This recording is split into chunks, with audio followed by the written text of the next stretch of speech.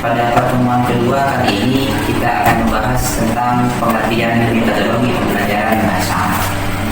Namun sebelum mengulas lebih jauh tentang pengertian metodologi pembelajaran bahasa Arab, mari kita simak terlebih dahulu secara spesifik. Metodologi secara etimologi berasal dari bahasa Yunani, yakni methodos dan logos.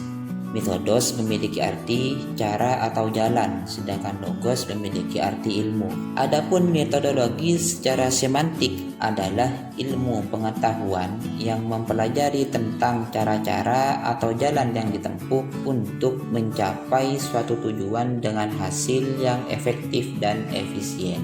Metodologi searti dengan kata dalam bahasa Inggris adalah methodeutic, yakni ilmu tentang metode-metode yang mengkaji atau membahas mengenai bermacam-macam metode mengajar, tentang keunggulannya, kelemahannya, lebih tepat atau serasi untuk penyajian pelajaran apa, bagaimana penerapannya dan sebagainya. Bagi pembelajar bahasa Arab, kata metode perlu diperhatikan secara komprehensif. Karena kata metode dalam bahasa Arab memiliki kata yang berbeda-beda, berbeda dengan kata metode dalam bahasa Indonesia. Di dalam bahasa Arab, kata metode muncul di dalam kamus itu nama at-thariqah, al-manhaj, dan al-wasilah. Kata at-thariqah memiliki arti metode, jalan, atau cara. Sedangkan al-manhaj memiliki arti kurikulum, sistem, atau rencana. Dan yang terakhir yakni al-wasilah, yakni memiliki arti perantara atau mediator.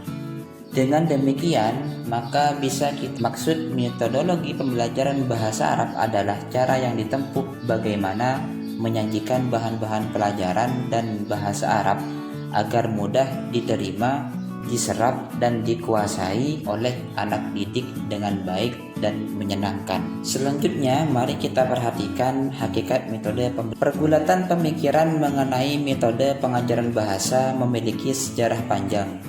Hal ini banyak diwarnai oleh berbagai gagasan yang muncul, apa bahasa itu dan bagaimana bahasa itu dipelajari.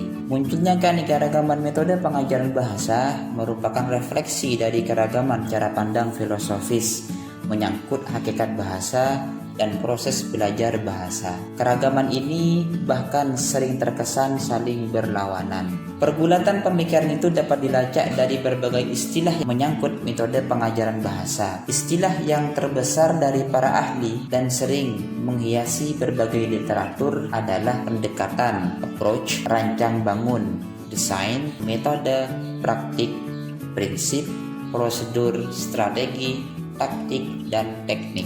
Dari banyaknya istilah meruncing menjadi 3 istilah, yakni pendekatan, metode, dan teknik. Sebuah dilematis bahwa dalam pembelajaran bahasa, 3 istilah tersebut harus dipahami terlebih dahulu dalam rangka usaha mencari perbaikan cara mengajar bahasa Arab sehingga hasil yang ingin dicapai dapat maksimal.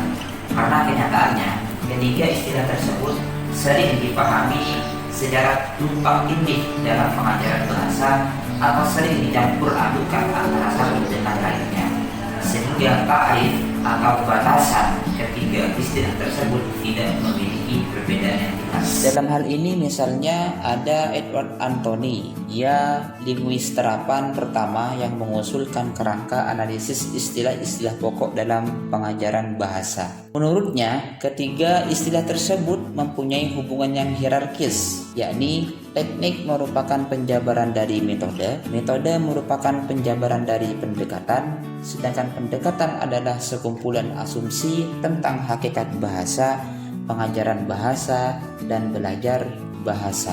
Kerangka istilah Edward Anthony ini kemudian diformulasi dengan bagan sebagaimana berikut, yakni pendekatan merupakan serangkaian asumsi yang berkaitan dengan hakikat bahasa dan hakikat pembelajaran bahasa. Kemudian dari pendekatan diturunkan ke dalam sebuah metode, yakni rencana menyeluruh pengajaran bahasa yang konsisten dengan suatu pendekatan. Dari metode kemudian diturunkan kepada teknik, yakni apa yang benar-benar berlangsung dalam kelas pembelajaran bahasa. Demikian materi pembahasan yang bisa saya sampaikan pada pertemuan kedua kali ini. Saya akhiri. Wassalamualaikum warahmatullahi wabarakatuh.